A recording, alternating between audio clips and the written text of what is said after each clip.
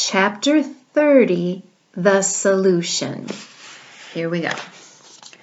I won't get into all the mushy details, but it was pretty emotional when I got home. At one point, I think my mother literally hugged me for 30 consecutive minutes without letting go.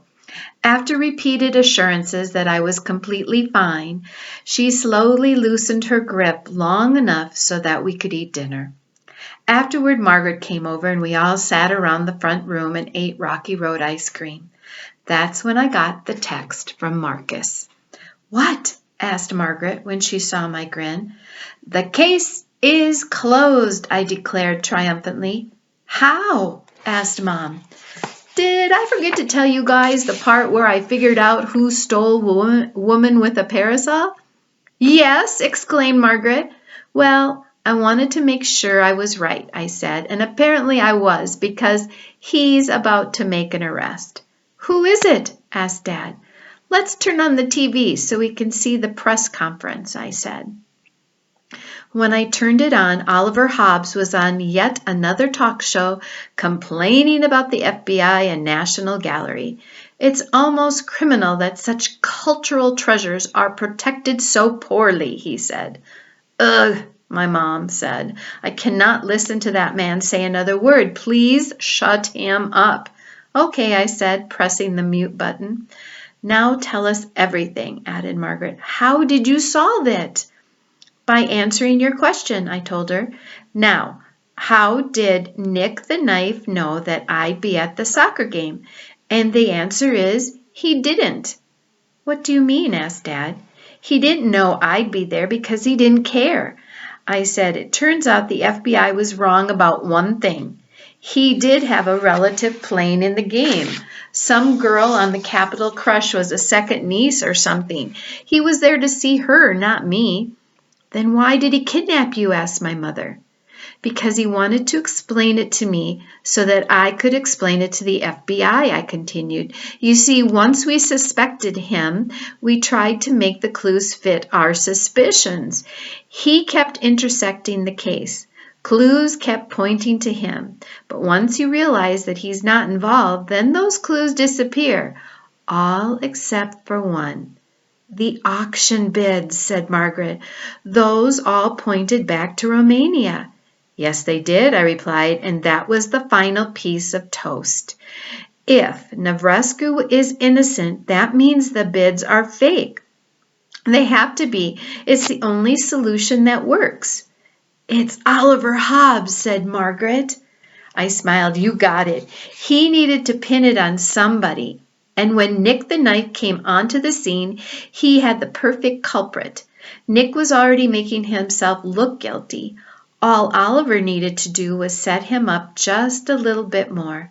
Since the bidding records he showed us were confidential, he knew we'd never be able to compare them to the originals. All he had to do was leave the clues for us to find." "And once you figured that out," said Margaret, "everything else fell into place," I said. "When we were looking for an insider, we assumed that meant an employee of the museum, so we didn't consider him. But as the insurance representative, he knew exactly when the upgrade was going to take place." "What about the art fest in Budapest?" asked Margaret. "He was there too," I said. "Marcus confirmed it with someone at Interpol. And Dad, remember how fast you drove to the museum the night the paintings were stolen?" Mom shot him a look. "Not too fast," he said, "but it was an emergency." "But when we got into the security center, Oliver was already there on the telephone," I pointed out. "How could he beat us? He lives just down the street from us." "He was already nearby waiting for the call," said Dad. "You got it," I said. "Look at him," Mom said, pointing at Hobbs on the television. "Do you think he has any idea that he's been discovered?" "No," I said, turning up the volume, "but he's about to."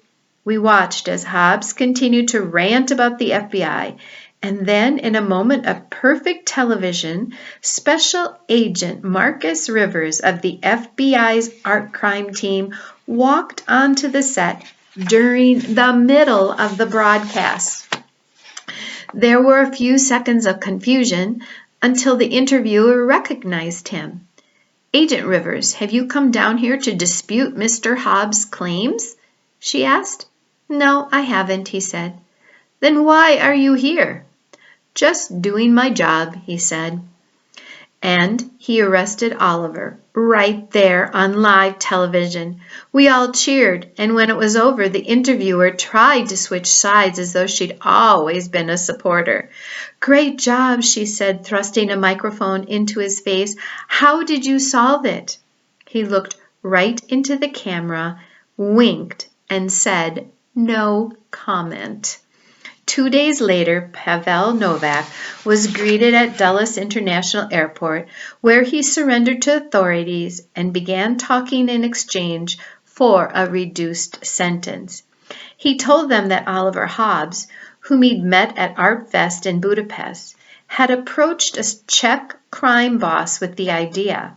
Hobbs provided them with the information about the security reset and in return was to receive Woman with a Parasol. The Czechs, meanwhile, were supposed to keep the 3 paintings that we'd discovered in the recycling dumpster. Armed with this information, the FBI was able to get Hobbs to confess. He had dressed up as the extra custodian, and his plan was to sneak the Monet out of the museum in his car that night. But he was too slow, and the police had managed to block the scene before he could escape.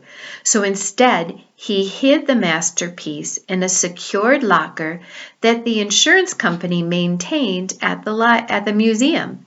Like the first 3 paintings, it never actually ventured outside of the building. It had been so close to us the entire time we were looking for it. Special Agent Marcus Rivers was hailed as a hero, and despite numerous media requests, he granted only 1 interview.